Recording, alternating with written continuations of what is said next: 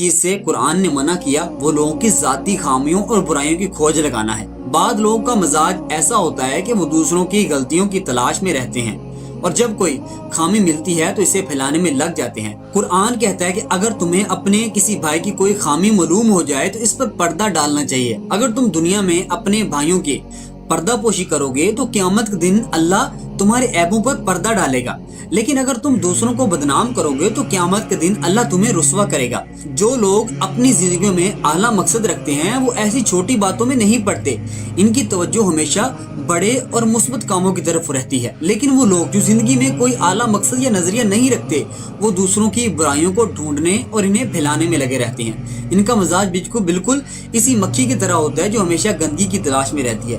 یہ پیغام ہمیں یہ سبق دیتا ہے کہ دوسروں کی خامیوں کو ڈھونڈنا اور انہیں پھیلانا ایک منفی اور ناپسندیدہ عمل ہے جو ہمارے اپنی اخلاقی گراوٹ کا سبب بن سکتا ہے۔ اس کے برعکس ہمیں اپنے اندر مثبت سوچ اور اعلیٰ کردار پیدا کرنا چاہیے۔ اگر ہم دوسروں کی خامیوں کو چھپائیں گے اور ان کی اصلاح کے لیے کوشش کریں گے تو نہ صرف دنیا میں عزت ملے گی بلکہ قیامت کے دن اللہ تعالیٰ بھی ہمارے عیبوں پر پردہ ڈالیں گے۔ اپنی زندگی کو ایک اعلیٰ مقصد اور بلند نظریے کے تحت گزاریں اور چھوٹی باتوں میں وقت ضائع کرنے کے بجائے بڑے کاموں پر توجہ دیں۔